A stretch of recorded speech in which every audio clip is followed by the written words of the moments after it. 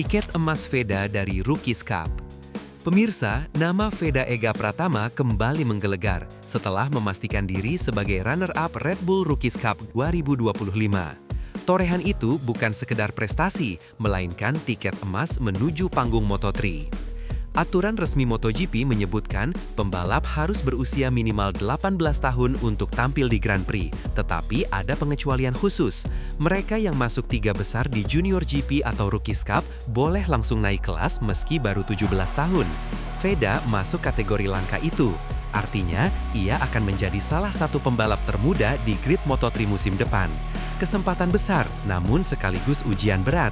Di satu sisi, Veda bisa lebih cepat beradaptasi dan membangun jam terbang sebelum naik ke Moto2.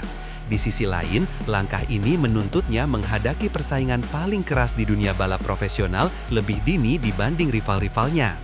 Publik pun berdebar menanti, apakah anak muda asal Gunung Kidul ini benar-benar siap melangkah ke panggung dunia? Negosiasi intensif dengan Honda Tim Asia. Laporan dari media Eropa, terutama Sky Sport Italia, menyebutkan bahwa negosiasi antara Honda Tim Asia dan Veda berjalan sangat intensif.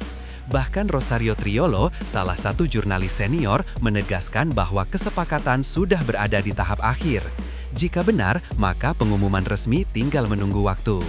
Honda Tim Asia bukan tim sembarangan. Sejak lama, mereka menjadi pintu masuk bagi pembalap Asia menuju kejuaraan dunia.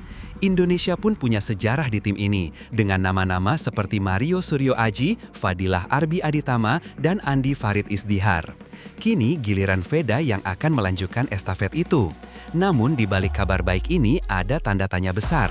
Apakah keputusan bergabung dengan Honda akan menjadi batu loncatan menuju kesuksesan, atau justru jebakan yang membuat bakat Veda terhambat oleh performa motor? Honda Tim Asia, kawah Chandra di muka pembalap Asia. Tidak bisa dipungkiri, Honda Tim Asia telah membuktikan diri sebagai kawah chandra di muka bagi talenta muda. Nama-nama besar seperti Ai Ogura dan Somkiat Chandra pernah ditempa di sini sebelum melangkah lebih jauh ke Moto2 bahkan mencicipi kursi MotoGP. Tim ini dipimpin oleh Hiroshi Aoyama, mantan juara dunia 250cc yang tahu betul bagaimana mendidik pembalap muda Asia. Sistem mereka rapi, mulai dari pembinaan fisik, teknis, hingga mental. Di atas kertas, Veda akan mendapatkan dukungan profesional yang belum pernah ia rasakan sebelumnya. Namun, publik tanah air tetap menaruh kegelisahan. Sebab, meskipun tim ini punya reputasi bagus, nasib seorang pembalap tidak hanya ditentukan oleh pembinaan, tetapi juga oleh satu faktor krusial, kompetitivitas motor yang ditunggangi. Krisis performa motor Honda di Moto3. Fakta di lapangan menunjukkan kenyataan pahit. Musim ini, motor Honda NSF 250RW yang digunakan di Moto3 tengah terpuruk. Hampir seluruh kemenangan diraih oleh rider-rider yang menunggangi KTM. Catatan terbaik Honda hanya podium kedua yang dipersembahkan Tayo Furusato di GP Qatar. Itu pun lebih bersifat pengecualian ketimbang konsistensi. Sepanjang musim, performa Honda jelas kalah telak dalam hal tenaga mesin, terutama di trek lurus panjang. Dominasi KTM terlihat sangat mencolok, membuat para pembalap Honda seakan berjuang melawan arus. Jika Veda benar-benar masuk ke Honda, ia harus menghadapi kenyataan bahwa mesin yang ia gunakan tidak berada di level yang sama dengan rival-rival terkuatnya. Pertanyaan pun menggantung, bisakah Veda membuktikan diri dengan kondisi yang timpang ini? Analisis jujur dari dunia teknis. Mirko Cecchini, manajer Snipers Team yang juga menggunakan Honda, memberikan analisis yang cukup jujur. Menurutnya, Honda NSF 250RW sebenarnya bukanlah motor yang buruk. Hanya saja KTM lebih unggul dalam hal tenaga dan akselerasi, dua aspek vital di Moto3. Pada dasarnya, motor kami tidak buruk, tetapi KTM masih sedikit lebih baik terutama dalam power, ungkapnya. Pernyataan ini menegaskan bahwa masalah Honda bukan di konsep, melainkan di detail teknis yang membuat mereka tertinggal. Bagi Veda, pernyataan ini bisa menjadi motivasi sekaligus tantangan. Sebab, bila ia mampu menambal kelemahan motor dengan teknik dan kecerdikan, publik dunia akan melihatnya sebagai pembalap spesial. Namun, bila gagal, ia bisa terjebak dalam situasi sulit yang membuat prestasinya stagnan. Ujian mental dan tekanan publik. Moto3 bukan sekedar arena adu cepat, melainkan juga ujian mental. Bagi Veda, tantangannya double. Ia harus beradaptasi dengan motor yang kalah kompetitif sekaligus memenuhi ekspektasi publik tanah air. Kita tahu, netizen Indonesia terkenal kritis. Setiap kali Veda tampil, ribuan komentar akan memenuhi kolom media sosial, baik yang mendukung maupun yang menyindir. Tekanan semacam ini bisa mempengaruhi psikologis seorang pembalap muda. Bayangkan, baru 17 tahun sudah menanggung beban sebagai harapan bangsa. Jika mentalnya rapuh, perjalanan karirnya bisa terganggu. Namun, jika ia mampu menjadikan tekanan itu sebagai motivasi, justru mental baja akan terbentuk. Ini bisa menjadi modal besar untuk melangkah ke kelas yang lebih tinggi. Bayang-bayang senior, Mario Suryo Aji. Kasus Mario Suryo Aji sering dijadikan cermin. Mario, yang juga ditempa Honda Tim Asia, kerap menunjukkan potensi besar. Namun, konsistensi podium sulit ia raih karena faktor motor yang kalah kompetitif dibanding KTM.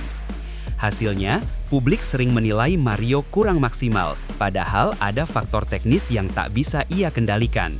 Situasi serupa bisa saja terjadi pada Veda. Jika ia gagal menembus papan atas, publik bisa salah kaprah menilai talentanya. Inilah dilema besar bagi setiap rider muda Asia.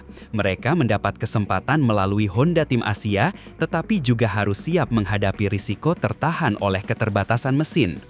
Bagi Veda, kasus Mario adalah peringatan nyata sekaligus pelajaran penting untuk tetap fokus pada progres jangka panjang. Jalan sulit menuju KTM.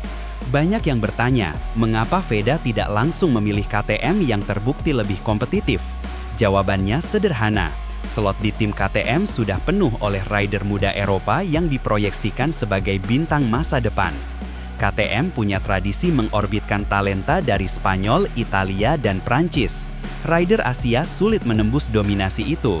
Satu-satunya jalan realistis bagi Veda untuk masuk ke kejuaraan dunia adalah melalui Honda Tim Asia. Meski risikonya besar, jalur ini tetap membuka peluang karir jangka panjang. Dengan kata lain, Honda adalah batu pijakan yang harus dilalui, meski permukaannya penuh kerikil tajam. Optimisme di tengah tantangan. Meski kondisi tampak berat, bukan berarti harapan pupus. Banyak pengamat menilai justru disinilah kesempatan Veda untuk menunjukkan kelasnya. Jika ia mampu meraih hasil bagus dengan motor Honda, dunia akan menaruh perhatian lebih. Sebab pencapaian dengan motor inferior seringkali dihargai lebih tinggi dibanding kemenangan dengan motor dominan.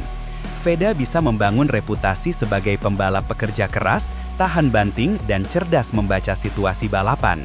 Karakter semacam ini sangat dibutuhkan ketika ia melangkah ke kelas Moto2 dan MotoGP. Jadi, meskipun tampak seperti jebakan, peluang untuk mencatat sejarah tetap terbuka lebar. Harapan bangsa pada bahu seorang remaja. Akhirnya, perjalanan Veda ke Moto3 bersama Honda Tim Asia adalah kisah tentang harapan dan tantangan yang berjalan beriringan. Ia akan mewakili mimpi jutaan pecinta balap di Indonesia. Terjebak dengan motor yang tidak kompetitif memang berat, tetapi justru disitulah nilai perjuangan akan terlihat. Publik tanah air tentu harus realistis, jangan menuntut kemenangan instan, melainkan mendukung setiap langkah progres yang ditorehkan Veda.